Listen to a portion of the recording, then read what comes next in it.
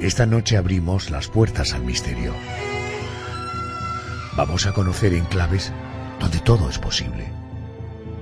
Lugares donde lo paranormal se manifiesta dejando asombrados a curiosos e investigadores. Esta noche, el Madrid más misterioso.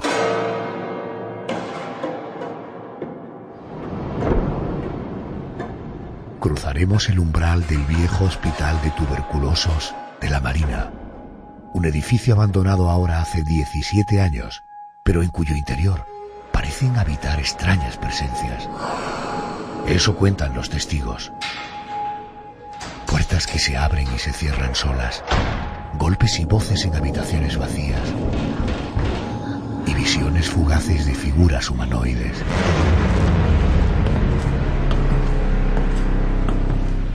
También nos adentraremos en un local comercial en cuyas estancias sobrevive un fantasma. Un alma en pena que ya caminaba por aquellos pasillos cuando el inmueble era un cine, el cine Infantas. Los clientes dicen haber visto su silueta y juran haber sentido en sus manos la textura de las antiguas butacas de la sala de proyección.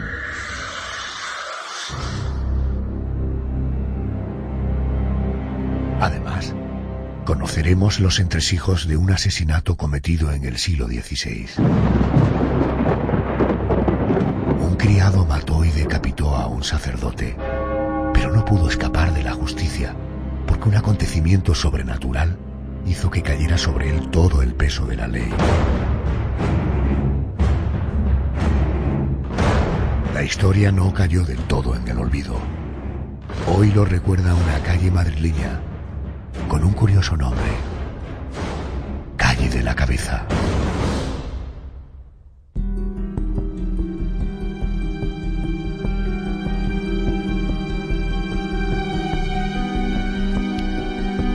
Esta noche, misterios de la Comunidad de Madrid.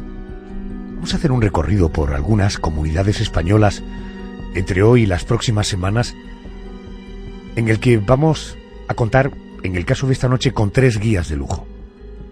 3 guías que marcarán sobre el mapa 3 coordenadas, digamos singulares. José Manuel Frías, buenas noches. Buenas noches, Adolfo. ¿Por dónde podríamos comenzar? Pues si te parece, vamos a iniciar el viaje adentrándonos en un viejo sanatorio de tuberculosos, el conocido como Sanatorio de la Marina. Es además un edificio en el que, según muchos testigos, ocurren fenómenos extraños. Para hablar de los misterios que esconde el Sanatorio de la Marina, he invitado al investigador y divulgador Pablo Moreira.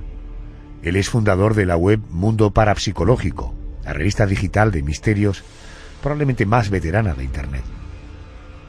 Pablo, buenas noches y bienvenido a COPE. Buenas noches, Alfonso. ¿Qué tal? Un viernes más escuchándote. Todavía has sido oyente de tu programa y es un placer estar hoy participando en él. El lugar del que vamos a hablar es un viejo hospital sin uso desde el año 2000, un hospital de tuberculosos. ¿Se conservan datos de su historia, digamos, oficial? Efectivamente. Es un hospital que se construyó, ¿no?, dentro del boom que hubo dentro de una enfermedad muy trágica que asoló España y el resto del mundo, que es la tuberculosis, y específicamente se construyó, en este caso, para los miembros del ejército de España, del ejército español. Se terminó de construir en el año 1949. Tras una licitación que comenzó en el año 1943, después de la posguerra, y por unos terrenos cedidos por el Ayuntamiento de Los Molinos a condición de que también atendiese a los locales de la comarca, algo que se agradeció en su época. Uh-huh. El hospital en sí dejó de funcionar en el año 1995. No obstante, sí que se ha empezado a utilizar después un poquillo como almacén del Ayuntamiento y otro tipo de dependencias municipales, hasta que ya en el año 2002 era tan caro de mantener debido a las inclemencias del tiempo, de la zona, del aislamiento también que surgía en esa zona, y se decidió por el camino más corto, que es abandonarlo. Es un hospital bastante curioso, ¿no? Cuenta con 55, bueno, contaba, mejor dicho, con 55 habitaciones y más o menos unas 180 camas, y contaba con todo lo que podría tener un hospital, ¿no?, hoy en día. Pues, por ejemplo, con capilla, quirófanos, en este caso 2, laboratorio, que yo cuando fui la primera vez aún contenía restos de tejidos biológicos y de muestras. No sabíamos si estaban infectadas o no, no queríamos comprobarlo tampoco. Y también contaban, fíjate, con sala de autopsias, con una pequeña sala de autopsias y un velatorio. Ten en cuenta que allí ha muerto gente, bastante, y allí pues se tenía que velar a la gente y hasta que se les mandaba a su destino ya dentro de la caja, que en un principio eran militares de la Marina, por lo tanto iban pues a diferentes puntos de la costa española. Ya podría ser Barcelona, Ferrol o, por ejemplo, Murcia. Correcto. Pablo, he estado viendo fotos que tú mismo has realizado de este antiguo hospital.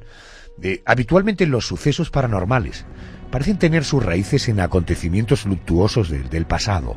¿Se sabe de algún suceso ocurrido cuando el sanatorio estaba en activo? Para nada. La verdad es que los antiguos pacientes los recuerdan como, bueno, y trabajadores los recuerdan como un sitio dentro de lo que es un sitio de la naturaleza, de lo que es un hospital, bastante alegre, ¿no? Había bastante camaradería, bastante, como por así decirlo, buen rollo, ¿no?, entre el personal del hospital y los pacientes. Ten en cuenta que la gran mortalidad acabó más o menos sobre los 60.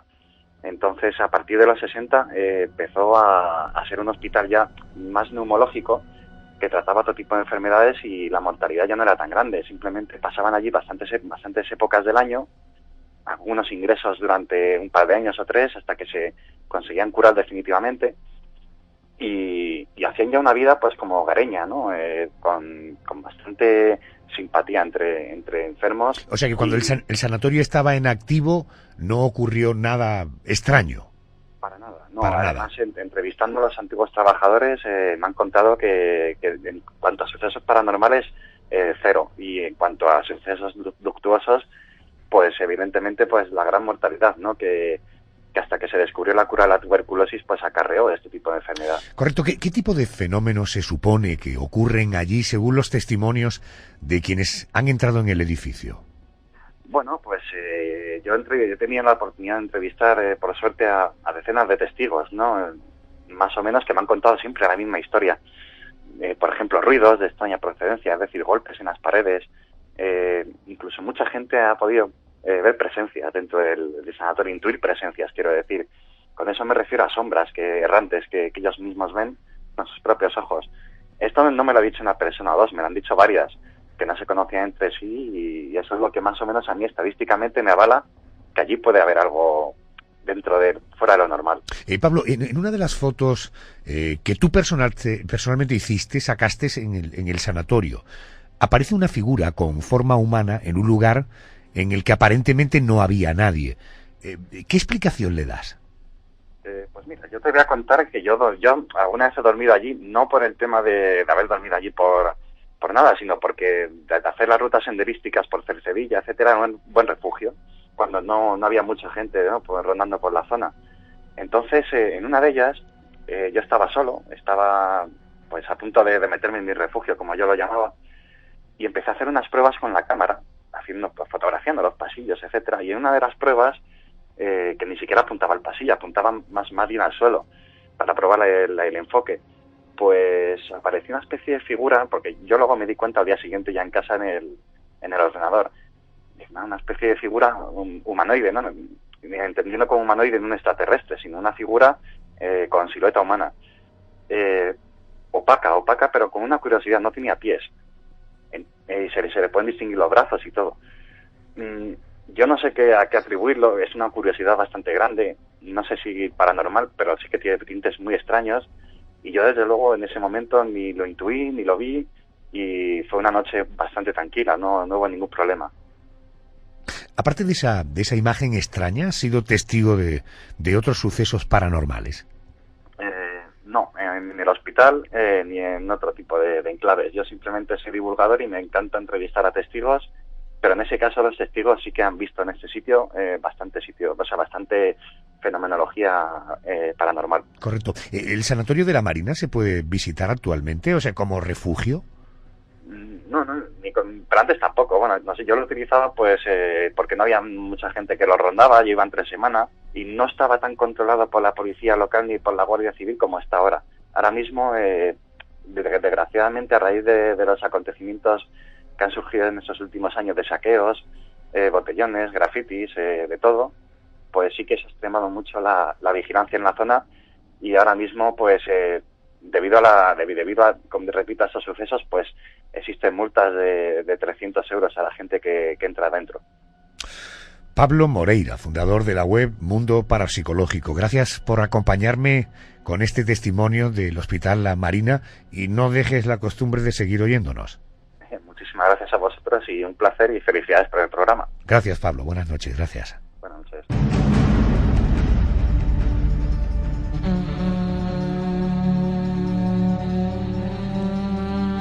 Seguimos conociendo el Madrid más misterioso. Dejamos atrás este sanatorio que dicen está plagado de extrañas presencias para conocer un misterio toponímico que tiene que ver con su nombre.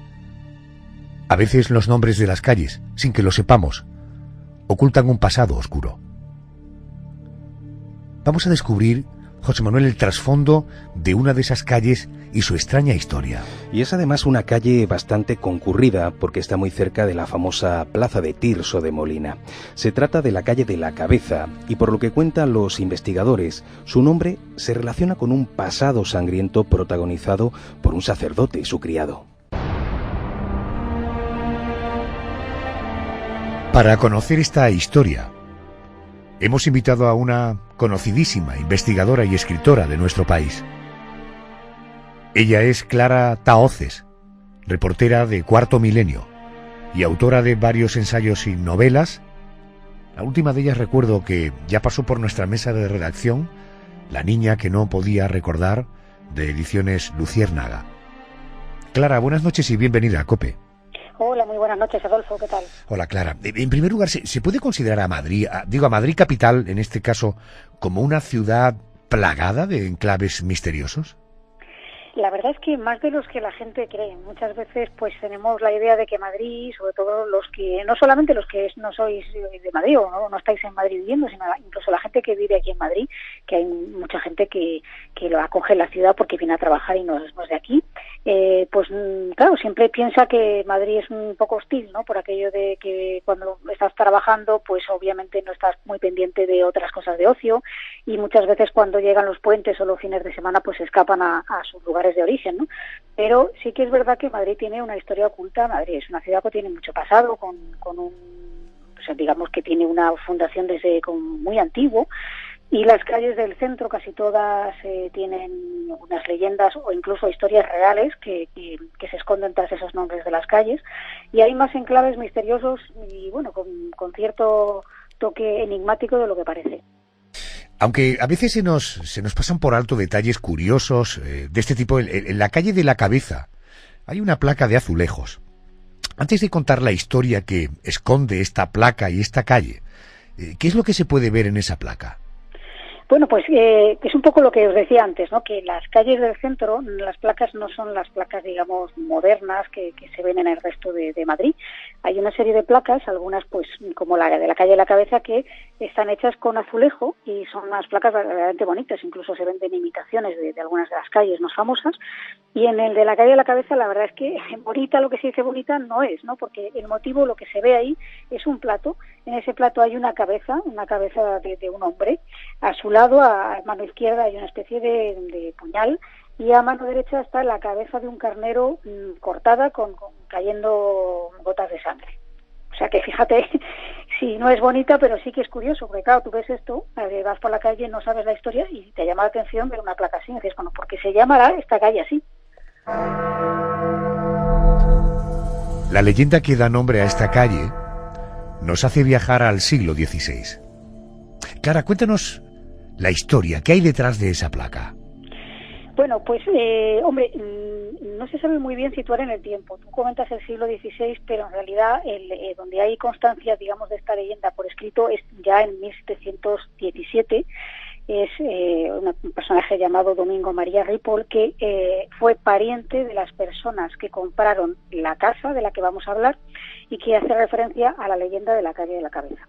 Esto sucede, por tanto, en tiempo de Felipe III. En una de esas casas, en esa calle, vivía un sacerdote muy hacendado, vivía solo con su ama de llaves y tenía lo que llamaban en esa época criado, que hoy suena fatal, pero en aquella época era lo que se llamaba así, criado, que era, en este caso era converso, era portugués y era converso. Digo de converso no porque sea algún dato importante ni que sea para la trama, pero sí nos hace una idea de cuando se gesta esta historia, el concepto que se tenía de los judíos conversos, por lo menos en Madrid, aunque yo creo que en más partes de España, ¿no? El caso es que este sirviente, pues, le roba, necesita dinero para unas deudas que tiene, y entonces, bueno, pues le roba, pero con tan mala suerte que, bueno, pues el sacerdote, obviamente, además lo conoce, pues claro, se resiste, y al resistirse, pues este hombre, pues no duda en matarlo y le arranca, o sea, como le arranca, no, le corta la cabeza, básicamente. Entonces, él se marcha, se vuelve a su Portugal natal y se desentiende de todo este crimen. ¿Este criado regresa tiempo después a la capital? Sí, porque claro, cuando se descubre esto, pues no se halla la cabeza del sacerdote. O sea, entra la ama de llaves, varios días que no da señal de vida el cura. Y entonces, pues cuando encuentran que no hay ninguna cabeza ni nada, pues pasa el tiempo, ¿no? Se queda sin resolver, digamos, un crimen de esos sin solución. Pero, pasados unos años, este sirviente, que ya había hecho cierta fortuna, pues regresa a la capital y se le ocurre ir al rastro de Madrid, para comprar una cabeza de carnero que él, pues ahí lo venden, porque de hecho el nombre del rastro, si queréis podemos hablar también de ello, pero vamos, básicamente viene por pues que era un matadero y donde se arrastraban las reses, y el resto que dejaban de sangre, pues eso es lo que da origen al famoso rastro, que hoy pues es un mercadillo enorme de puedes encontrar de todo, ¿no? Correcto. Entonces, bueno, pues cuando está dejando este rastro de sangre, pues esto alerta a un alguacil que lo ve. En aquella época estaba en las capas, entonces le pregunta que por favor que lleva debajo de la capa, que si le puede mostrar lo que lleva. Entonces él, claro, convencido de que bueno, de rastros de la cabeza del carnero, le muestra, abre su capa y lo que se ve, según la leyenda, esto es la leyenda, ¿no? Es que hay una cabeza, pero no es la del carnero que ha comprado, sino la del sacerdote que había asesinado.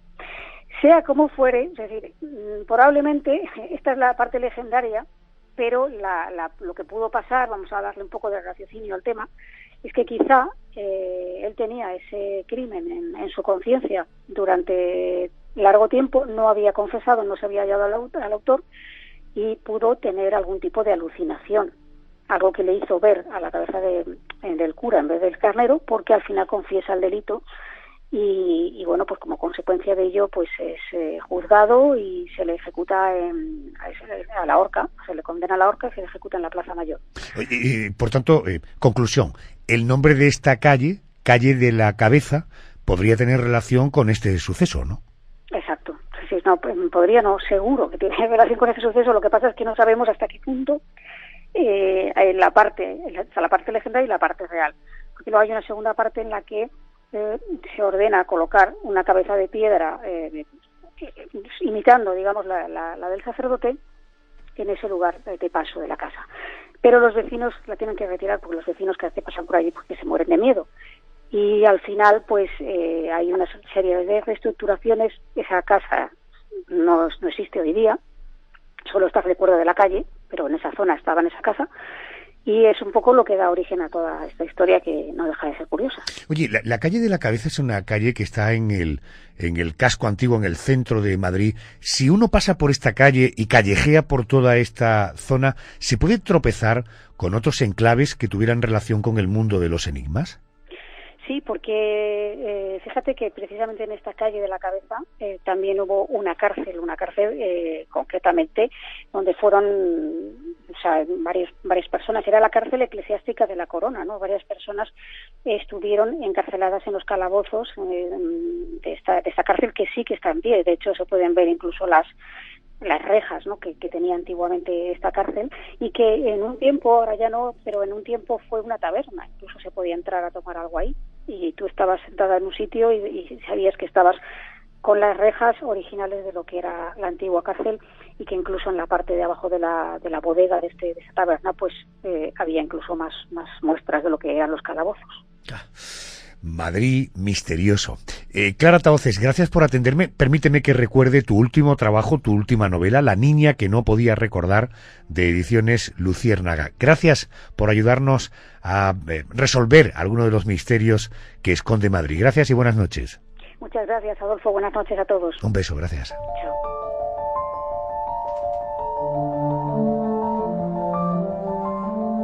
Después de conocer la cara oculta de esta céntrica calle madrileña, en la que un asesinato, o la leyenda de un asesinato, dio origen a su nombre, vamos a volver al ámbito de lo paranormal. Estamos en Madrid. José, ¿qué lugar podríamos visitar ahora? Creo que es el momento idóneo, Adolfo, para conocer un inmueble en el que supuestamente se manifiesta la figura de un fantasma. Antiguamente era un cine, pero hoy día es un supermercado. Como siempre recurrimos al experto, y en este caso nada mejor que contar con la ayuda de Juan Miguel Marsella. Él es investigador, escritor y autor del libro 50 lugares embrujados de Madrid, de la editorial Cidonia. Juan Miguel, buenas noches y bienvenido a COPE. Buenas noches, Adolfo. Todo un placer una vez más estar en tu programa. Gracias, muy amable. Antes de convertirse en supermercado, cuando el inmueble era aún un cine, el cine Infantas, ¿ocurría algo en su interior fuera de lo normal? Bueno, la verdad es que, como sabes, el cine Infantas se inauguró en el año 1948. En su momento, pues bueno, fue una de las salas más importantes de Madrid. Entre los años 73 y 74 funcionó como sala provisional de la Filmoteca Española. Y bueno, en realidad no tengo ningún tipo de noticia de que en este lugar hayan ocurrido anteriormente al supermercado fenómenos que hayan sido constatados. Por la zona donde está no sería nada extraño. Correcto. ¿En qué momento, luego entramos en eso, en qué momento comienza a manifestarse una presencia en el supermercado? Pues bueno, ya directamente comenzaron con las obras. Ya hubo trabajadores que comenzaron a sentir presencias y les pasaron cosas extrañas. Y ya cuando comenzó a abrirse realmente el supermercado, pues varios de los trabajadores comenzaron también a sentir y a padecer a este supuesto fantasma travieso. Cuéntame, porque cuando dices a presentir, a sentir una presencia, ¿qué síntomas tenían aquellos que sentían esa presencia? Bueno, pues como siempre, sentirse observados, notar cambios de temperatura en los distintos pasillos, sentir como hay objetos que se están moviendo. O sea, por ejemplo, el pan es como si alguien lo empujara y se cayera al suelo, por contarte alguno de los fenómenos. Extraños olores, ¿no? De los que luego te comentaré, ¿no? Como olores a tabaco y demás. O sea, es que son cosas un poco extrañas. Y es verdad que hay personas que han tenido sensaciones raras, como si de pronto estuvieran en un cine y rozaran la tela de las butacas antiguas. Sí, efectivamente, eso cuentan, por eso mismo te estoy diciendo. El tema del olor a tabaco es por eso, porque antiguamente en las salas de cine se podía fumar. Ajá. Por lo menos en Madrid. Era ese tipo de olor en un supermercado actual. No hay nadie en ninguno de los momentos en los que está abierto el establecimiento que se le ocurra fumar dentro. O sea, no, es algo inviable. Tampoco se vende tabaco, es algo que también presienten que puede estar relacionado con la sala de cine. ¿Y se puede hablar de algún acontecimiento grave del pasado que pudiera relacionarse con lo que está pasando hoy en día en ese supermercado? Bueno, yo he estado mirando toda la historia de la calle Infantas y demás, y bueno, la calle Infantas ha tenido pues mucha historia, ha habido muchos lances, ha habido muchos escaramuzas, muchos problemas en las distintas guerras que ha sufrido la capital en los últimos 2 siglos, etcétera. O sea, he visto que hay muchísimas datos para que estas cosas pudieran pasar, y aparte en la zona donde está, es que está al lado de la Casa de las 7 Chimeneas, al lado de la iglesia de San José. O sea, es una zona donde este tipo de fenomenología de historia se dan. O sea que todos, no solamente estamos hablando del supermercado, sino la zona donde se encuentra es una zona donde se producen sucesos que no son normales. Efectivamente, date cuenta que simplemente la Casa de las 7 Chimeneas está, aunque sea la Plaza del Rey, en la propia calle Infantas. Bueno, pues si tú te pones donde están las chimeneas a mirar al edificio que tienes a la espalda, la torre que estás viendo, el campanario que estás viendo, es la iglesia de San José, que según vas andando a la izquierda la tienes, y luego un poco más adelante tienes lo que era el Cine Infantas, que es el actual supermercado, en donde también están ocurriendo cosas, pero es que toda la zona alrededor ocurren cosas. Está a escasos metros también, a escasos 200, 300 metros, pues de toda la plaza de Cibeles. O sea, es una zona bastante caliente en este tipo de fenomenología. Perdona, Juan Miguel, pero cuando me dices que pasan cosas, como por ejemplo, ¿a qué te refieres? Tanto historias de, por ejemplo, como las que ocurrían, o algunos testigos dicen, en el tema de la Casa de las 7 Chimeneas, ¿no? Apariciones, sentir como de repente algo pasa por tu alrededor, y en el supermercado cosas realmente podrían tener una explicación técnica posiblemente, ¿no? Pero luces que se apagan solas, quedándose pasillos totalmente a oscuras, llegando a llevar a algunos trabajadores hasta linternas en el bolsillo. Por ejemplo, cámaras que, estando funcionando perfectamente, revisadas y demás, de repente dejan de funcionar o se desconectan solas. Es como si alguien hubiese apretado el botón, que el botón está por detrás y demás. O sea, una serie de cosas bastante extrañas. Sentir como, por ejemplo, presión en un sitio, ¿no? Gente que se despista dentro de un supermercado, y es que tampoco es tan grande. No sé, hay cosas curiosas que le ocurre a la gente y que hay personas que las cuentan. Cuando hablamos de este supermercado y de este fantasma, ¿se le relaciona con alguna persona en concreto? Yo la verdad es que hablan de un niño y una mujer. Desconozco si puede ser algún tipo de persona conocida o está relacionado con los antiguos dueños que tuviese el cine o demás. Hay mucha gente que te cuenta distintas historias, pero por ejemplo con las personas que yo he estado hablando, trabajadores, sí que han notado algo, pero no eran foráneos, no eran de aquí, no conocían bien la historia. Comprendo. ¿Has visitado el supermercado, por tanto? Sí, bueno, y en varias ocasiones, porque además yo es una zona que me toca por la zona de mi trabajo. Toda esa zona de Chueca y toda la zona del centro en general, pues es una de las zonas que tengo en algunos de las empresas que visito. Correcto. Entonces, he comprado en alguna ocasión ahí, también antes de ir por investigar, pues conocerlo por eso, por comprar. Uh-huh. ¿Y has tenido alguna sensación rara, extraña, fuera de lo normal? Pues mira, yo no te voy a engañar, yo no he tenido ninguna sensación extraña, no es rara, yo tampoco lo he buscado.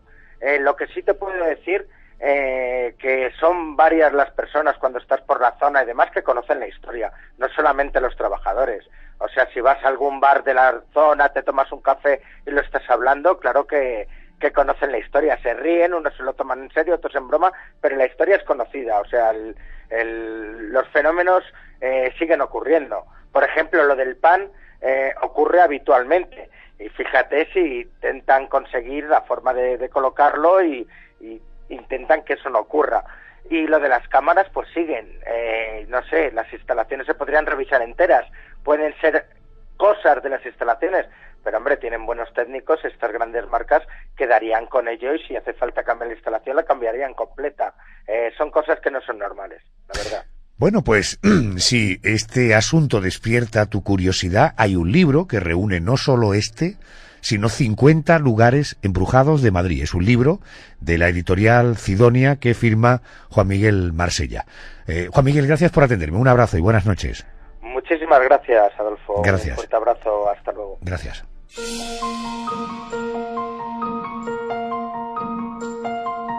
Esta noche hemos conocido un Madrid diferente.